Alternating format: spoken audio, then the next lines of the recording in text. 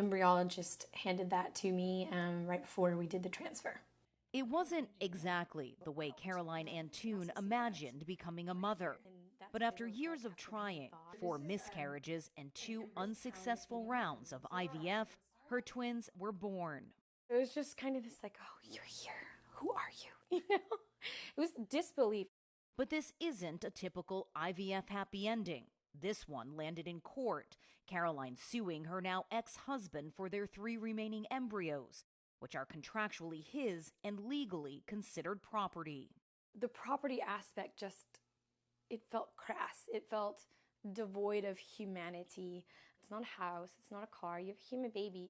Caroline's lawyers have argued that Texas's post-Roe abortion law, which defines a fetus as an unborn child from fertilization, means embryos can be reclassified as children instead of property.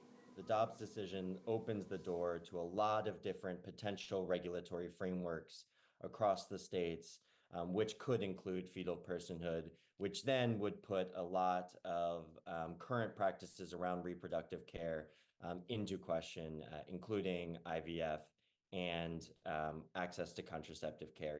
According to the Center for Reproductive Rights, fertilized embryos have personhood rights in 4 states, while at least 15 more are pushing similar legislation.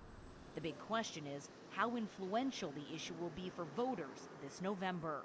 What are the most important issues for you this election year? I'd say reproductive rights.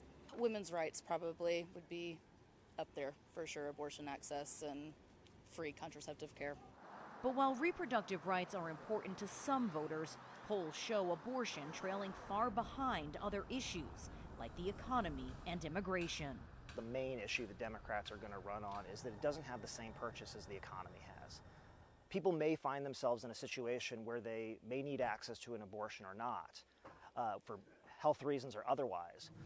But people buy groceries every week, they pay for gas nearly every week. Cannot change the reality. To rally voters, especially those still on the fence, experts say Democrats will need to focus on where conservatives stand, not just on abortion, but contraception and IVF as well. It really is a reproductive rights issue. And with this being an election year, I feel like it should be in the forefront.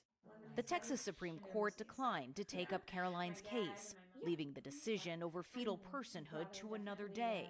As for the embryos, Caroline's ex-husband has said in interviews that he doesn't know what he'll do with them, while Caroline longs for what she considers her children.